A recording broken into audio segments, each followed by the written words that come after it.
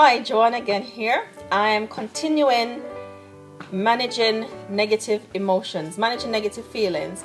And I've suggested that to focus on what is true, what is honest, what is just, is a way to manage negative feelings.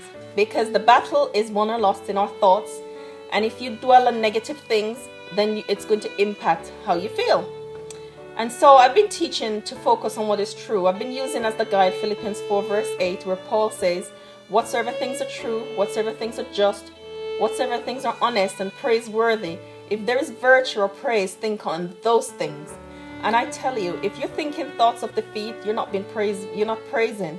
If you're thinking, I am no good, if you're thinking, if fear is holding you back from using your gifts and your talents and achieving your potential, you're not praising. You're allowing these things to hold you back. And I just want to give you some resources, some help in accessing those feelings and using the Word of God to help you to begin to move out of the place that you're in. Okay? Now, being honest, and I did that in the last video, and I just want to continue that conversation. I want to start with asking you a question. Are you an honest person? Really honest person? Are you honest with yourself? Even if you're not with those around you. When you listen to your thoughts, what are they telling you? Is that honest? Is it true? Because if it's not true and you're listening to it, then you're not being honest with yourself. You're not being honest with God, and you're not being true to who He says you are. So I want to challenge you to really think about that and see how that will impact your day and impact where you are. So, but if you're going to be honest, go all out, you know. You do not enjoy the negative feelings, but I just wondered, how are they serving you?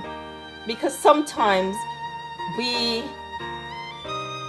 stay in a place of stay in a rut, stay in a place that we're not growing because it's serving us in some way.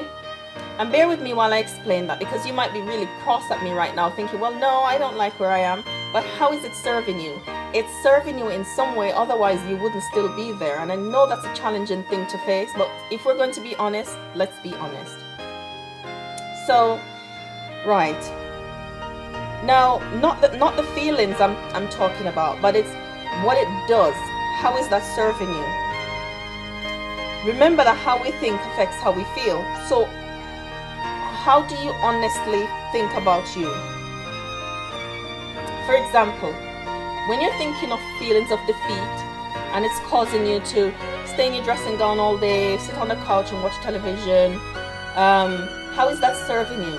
When it causes you to stay in bed and you're not doing anything, and the people around you really come at you and either argue or beg or complain or walk on eggshells around you, or go all out to give you gifts, to make you laugh, to do these things. There's something that we get from it, and that's why we keep doing it.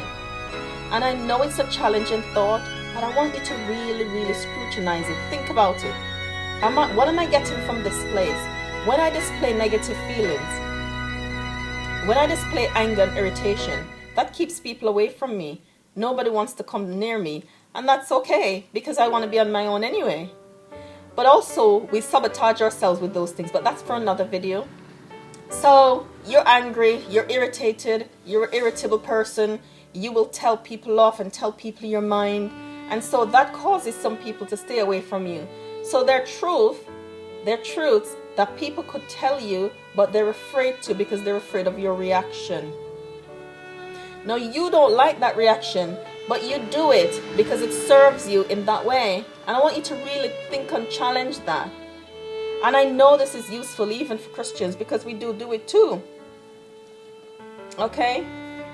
So, what I want you to look at, if that's you, what is making you angry? Be honest with yourself. What is causing that anger?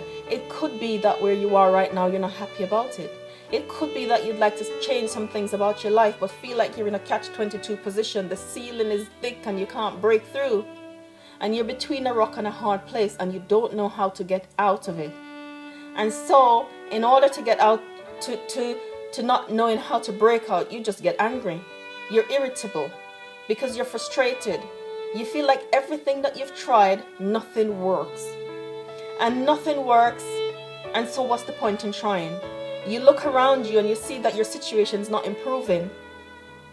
And here I am telling you that you're angry because it serves you. It's serving you, yeah, but I don't know how to change, because how do I change my situation? Now, I'm not going to tell you that it's going to happen at this with a magic wand. It will take time, but I want to tell you that when you begin to change the way you think about it, the way you think about you, that's the first step. When you begin to stop being angry enough to really listen to God, a couple of videos ago, and listen and go and look at that one. Be still and know that I am God. And when we're still, we're silent, and we can really hear Him. We can really hear what He says about us. Just now, this morning, I had to go spend some time at my prayer altar because I really needed to hear Him. I really wanted to be still, to shut my mind off, to stop planning A, B, C, D, E, and really listen and tune in to what He's telling me and what I'll need to be doing as the next step. So if you're trying everything, you've tried everything, you feel like nothing works, and you're on the verge of giving up, don't give up. Don't give up yet. Hang on. Hold on. Be still and listen. Listen to what He says. Listening to who He says about you. It might be listening is uncomfortable because it might be that you'll have to change something. Be prepared to do that. Get some support around you so that you can begin to make those changes. And stop living in a life that is not full. Stop not using your potential. I bet there's lots that you can do if you will just listen as you hear. I know this has been a challenging one, but I think that's where my heart was. And I really wanted to talk to you about this. So I'm hoping that you've gained value and that you'll be able to use this to change your life. I'll see you next time. Bye.